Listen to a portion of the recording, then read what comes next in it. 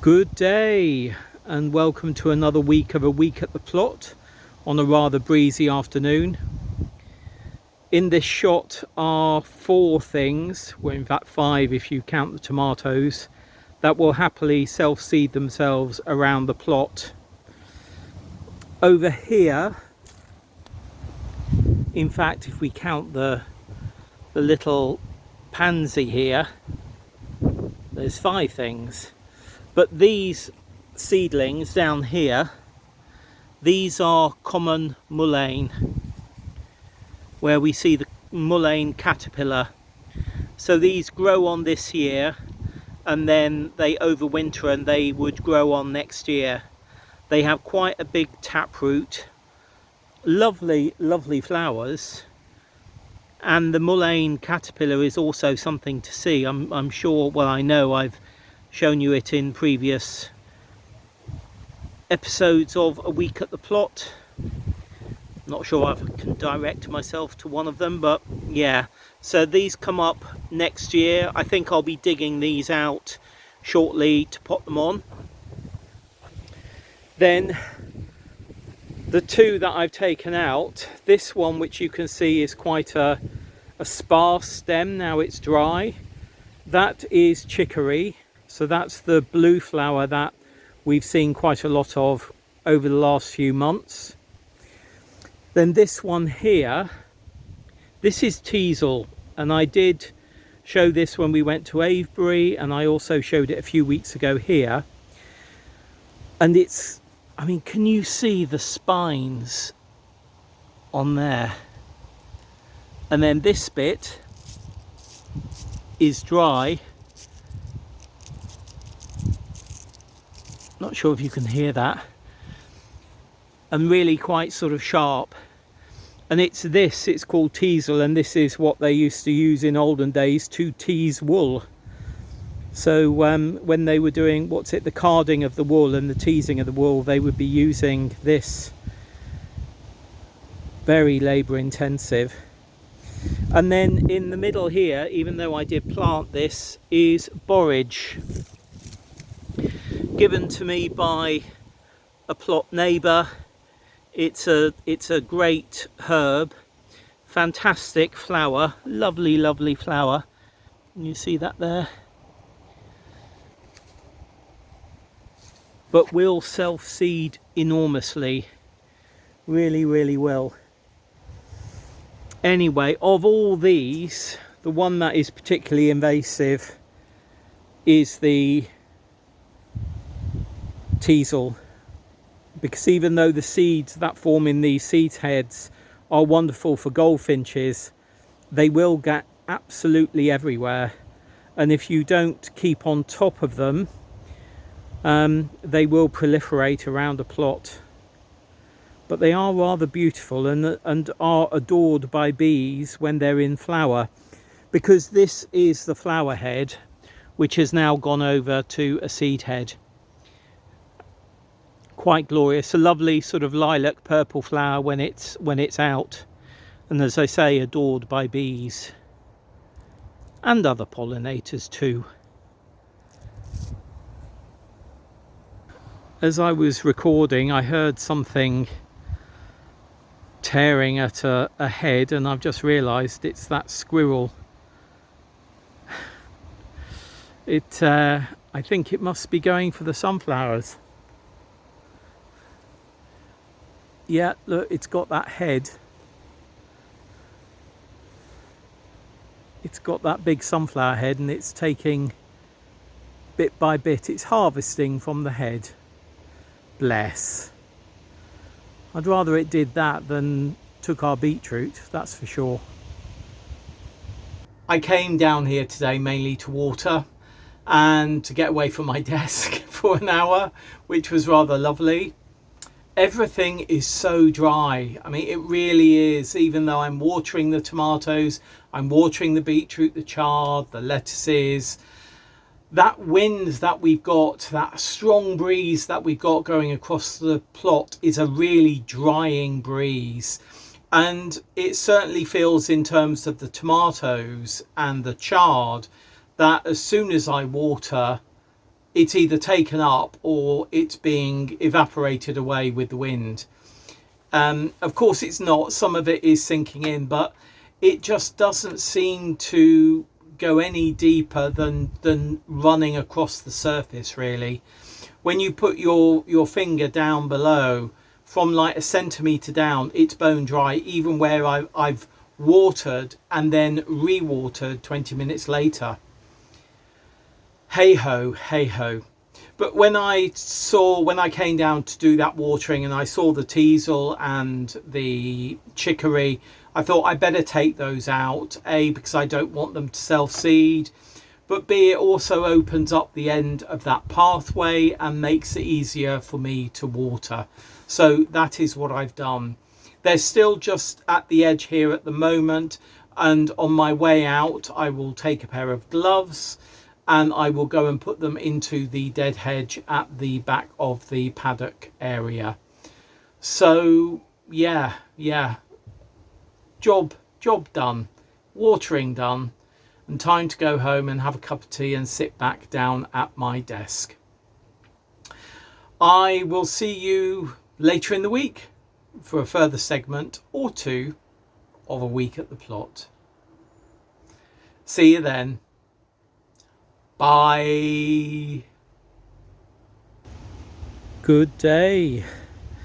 I wasn't going to do a video today, but I've come down to find that this oak, which I dug out of the bed last week and potted on, has just been completely gnawed away there. I mean, it just seems utterly relentless this year. Why would anything, I mean, this is, I mean, it's not hardwood, but this is really firm wood, you know. It's not soft, it's not like a brassica, but something. It's even, look, it's gnawed through the whole thing, and this had a root on it. Look, there's the root.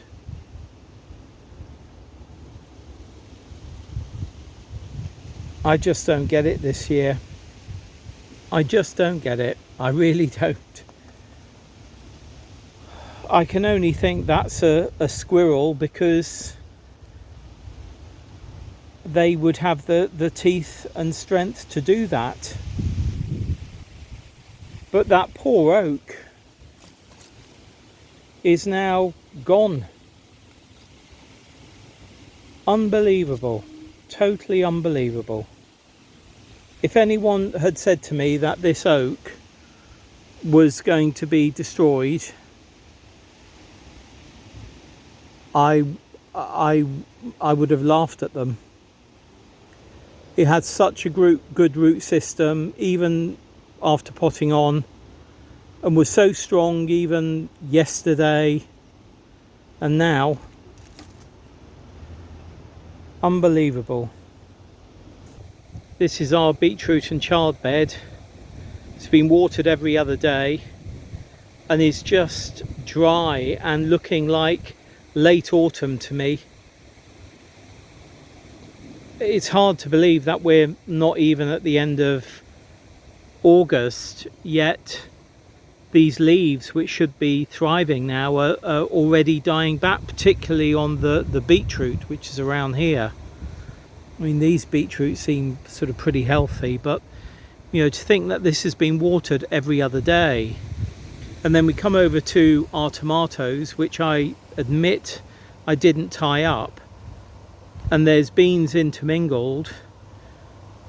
And as I say, I mean, this just is the sight of autumn, late autumn to me. Not, you know, the end of summer, but late autumn. Extraordinary. What an odd year. What an odd year. We say every year, don't we? It's a challenging year, but I have to say, in all my years of growing, I have never experienced a year as bizarre, challenging,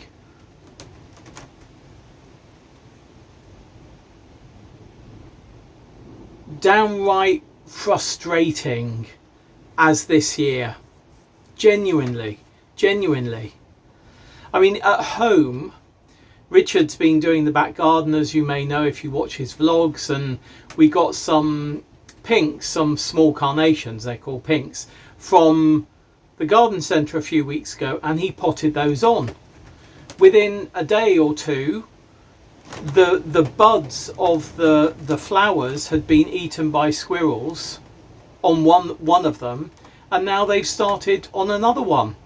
I've never known squirrels eat buds of carnations and pinks before. It just seems such an extraordinary year. Yeah, I don't know what to say. I mean, it really is. And I'm reading the articles that, you know, many newspapers and magazines that have been placed there by cooks and things, and written several months ago, talking about, you know, if you've got a glut of beans, you can pickle them. If you've got a glut of tomatoes, you can do this. If you've got a glut of beetroot, you can do that. If you've got a glut of, you know, whatever, here's how to use up that glut, you know, courgette, cucumbers, etc. And all I can say is, clearly the editors of these online portals and magazines and newspapers aren't actually watching what's going on in people's gardens. I mean, I do know that there are some people who are getting gluts of certain things, and certainly we've done well with lettuce this year, and the lettuce that we put in a few weeks ago, they're growing well. The ones in the poly are growing well. The chicory that I put into the raised bed, that, touch wood, is growing well. The endive in the poly is growing well. But I mean, that's about it. It really is. It's extraordinary. It's extraordinary. I just hope that this year is a blip year, a major blip year. And as several people said on last week's, on the comments on the YouTube of last week's A Week at the Plot, you know, what about the commercial farmers and growers who are growing for our food that goes into shops and supermarkets for us to buy? How are they doing? And, you know, if they are surviving, how have those plants been treated to have survived and be surviving? I mean, of course, much lettuce and salad crops and things like that are grown indoors now, you know, in giant polytunnels, and they're heated, or giant greenhouses and things like that. But what about all the brassica farmers? And, you know, how will the potato harvest fare? You know, it's yeah, time will tell. Anyway, I'm leaving with a smile on my face, despite that poor oak. That poor oak. And now I feel a bit guilty that I dug it out of the ground, though of course I couldn't have left it in the ground, because, you know, it's a giant tree, you know, it can't grow on this plot. But yeah, oh dear, hey ho, as I say. I think I might just grow lettuce and leave it at that. Anyway, we got really windy weather, really blustery weather. I think there's a storm, Lillian or something, or Lily, or maybe something completely different, coming in and travelling across the Midlands and into Scotland, and across, obviously, Ireland and Northern Ireland. So we are getting gusts of wind down here, but they're not as strong as they are up north. So if you're up north and have battened down your hatches, I hope everything is fine. And I will see you later in the week for potentially more creature damage. Who knows? I do need a shave. That's what I do know. Yeah, I thought, well, I'm not going to do a video, so I'm not going to shave. And I've got me old, sort of one of my old t-shirts on as well. Oh yeah, I'm as junk as the plot is this year. I'm as junk as the plot. See you very soon. Bye. I've just come down to check in our communal shed something, and little Ginge, or Big Ginge, sitting on top of the shed in the sun. We've just had a little cuddle. Can you see the moon above him? Quite content there. Big Ginge, I mean. I think the moon is quite content as well.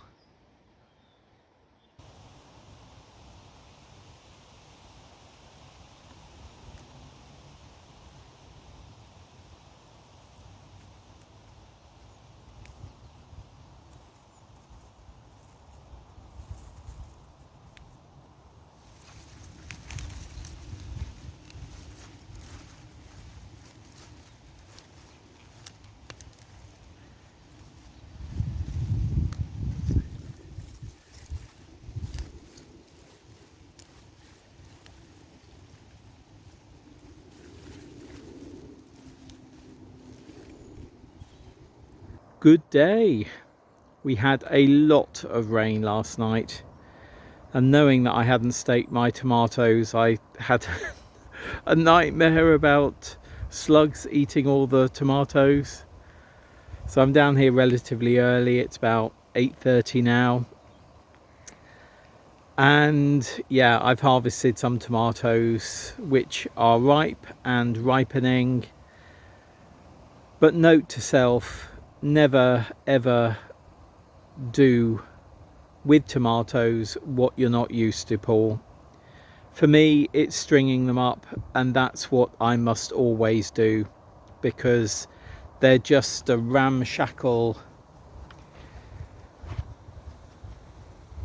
beaten down display. And the beans, I haven't sort of noticed the beans that I put in. I put in beans underneath them because I thought they grow to sort of 4, 5, 6 feet. So obviously I should have staked them, because maybe they would have done, and then done tomato cares. But you know what? Lesson learnt for future years. And of course some varieties, particularly over here, I didn't know what they were anyway. This one is clearly some type of plum.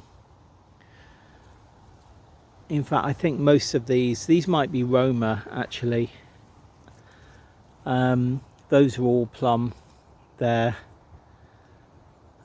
Those, you can't see them. Let's go over there.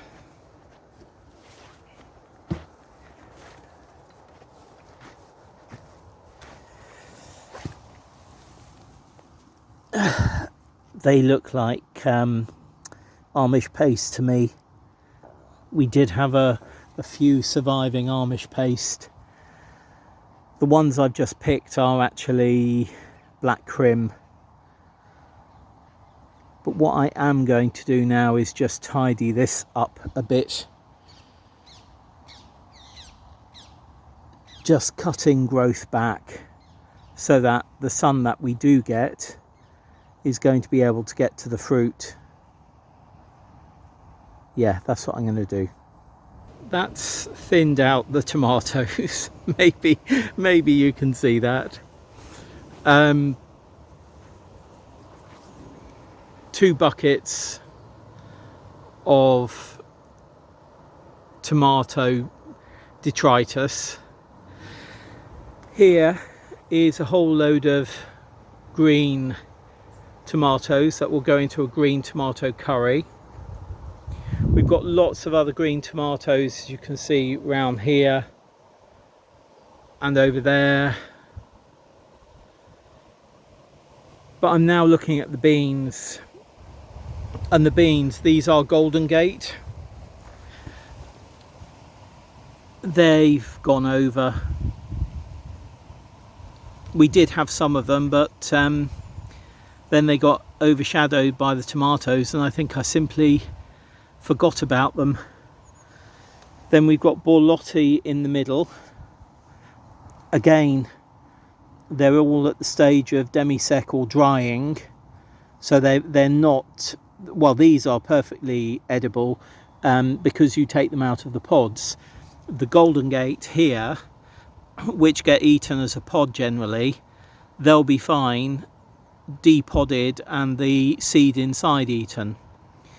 And the same for over here.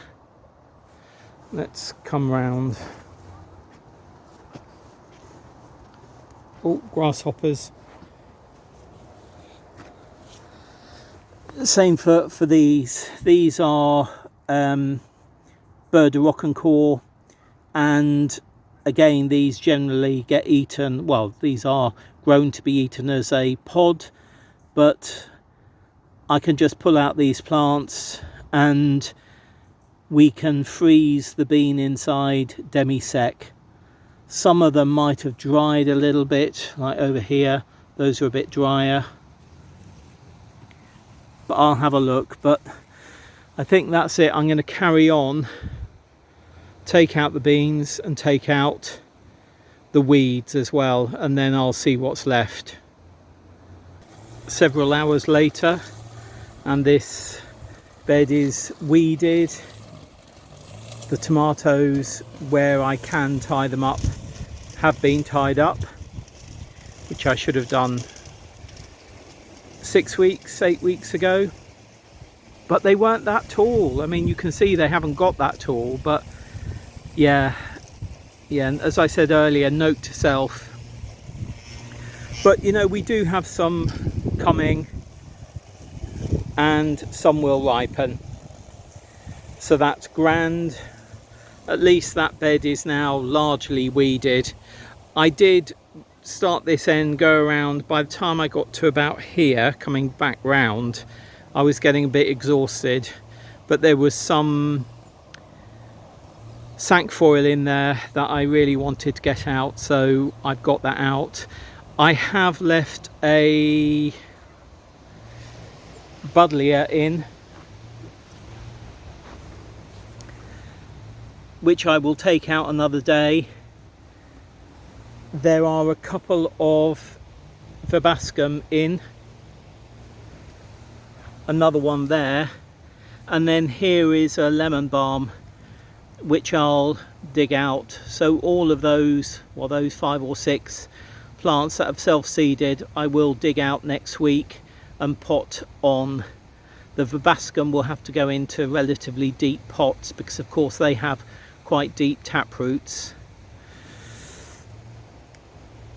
That is going to be my next bed next week, and then this bed, for all of those who say how tidy my plot is, this bed is, yeah, that needs a lot of sorting. Oh, and look at this, rather lovely. We had this last year and it seems to have self-seeded. I don't think it's perennial. I think this must have self-seeded. It's a mirabilis, and I think is rather lovely. Yeah, I think that's really, really pretty. We haven't seen a harvest table for a while, and mainly because there hasn't been much to harvest. But our tomatoes, these are the ones that I picked at the beginning. 2 beetroot, again, both of them have been rather dive bombed by woodlice. A strawberry at the front. This tomato, which is discolouring and going brown, and I was sure that was blight, but we'll come on to that shortly. A pot of green tomatoes. Some of these fell off as I was tying things up, so yeah, there we are. And then at the back we've got the beans, which will be used not as a pod bean, but the seeds inside will be used, so these will be depodded. Golden Gate on the left, Borlotti in the middle, and Bird de Rocancourt on the end. And any that are well on their way to drying, I will allow to dry naturally on a plate at home, and any that are still moist, i.e. demi-sec, they will be frozen to go into soups and stews. I usually say for the winter months, but this amount of beans will sort of be used up really by the middle of October, something like that, in terms of the the beans inside. Yeah, of course the pods will be coming back down here to go in the compost bin. As often happens with a week at the plot segments, I come down expecting to do something and end up doing something else. So this morning I came down and I was going to sow these garlic kale, which I was sent. I can't remember who sent these to me, but if you can say in the comments below who did, that would be great. But a big thank you. They came with various other seeds, including carrots and some lettuce as well. Yeah, I've never grown garlic kale before, and it says it can be sown all the year round and it can be cropped as a small salad leaf. So I'm going to sow that in modules, but that will be next week rather than today. When I came down, I don't know, I just looked at the bed and I thought, Paul, sort that bed out, sort that bed out. So the bed got sorted, the tomato bed got sorted, and you know, beyond time of it being sorted, it really is, it should have never been in that state. I will know for future. It's as simple as that. And will I put beans in below tomatoes in future? I'm really not sure. I'm really not sure. You know, the idea, as I think I said, was that the tomatoes would be 5-6 foot high, something like that, and fruiting. The beans would be below, up to about 40-45 centimeters, and they would cohabit quite happily. But yeah, that didn't quite work, and mainly down to me. Maybe if I had tended those tomatoes better, they wouldn't have got so many shoots coming off them that fruited. So yeah, my fault, my fault. Naughty Paul, naughty Paul. Anyway, yeah, look. Oh, yum. Including the leaf. That, I think, is the first strawberry of the year, because the others were got by magpies. And I suppose this one was got by a scavenging magpie as well, i.e. me. So yeah, that was rather lovely. Now on that tomato, that green tomato, hopefully you can see the discoloration. I was looking at this and I was thinking, as I went to it, I could see the discoloration, and I thought, I wonder whether that's blight.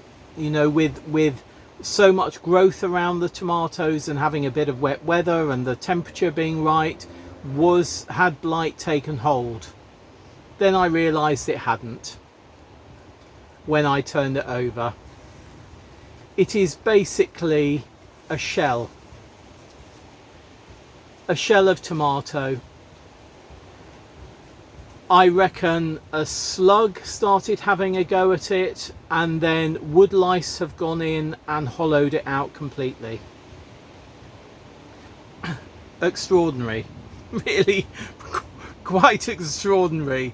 The lengths to which the creatures on the plot and the allotment and the whole site will go to this year is quite extraordinary. It really is. Anyway, I'm going to leave it there for this week's A Week at the Plot. Lettuce are growing okay, germinating a bit slowly over there, but they're sort of getting there. These lettuce and endive and the chicory I put in last week and a few weeks ago, they're doing okay. We'll see them next week. There was a wasp come into the poly, it's just gone out. So yeah, I'm going to leave it there for this week's A Week at the Plot. Any comments, any questions, please, as usual, leave them down below. If you think this channel is of any interest to anybody at all, whether it's Richard's Vlogs, whether it's Sunday Chat, whether it's A Week at the Plot, please do share it with other people. And whatever is happening in your garden, your growing space, or your allotment, I hope the weather is treating you well. Some of you are going into your spring now as we go into our autumn. And of course, those who are around the equator just have the joy of year-round growing. Isn't that amazing? Isn't that amazing? Right, I'm going to go. I will see you very soon. Happy growing. Bye.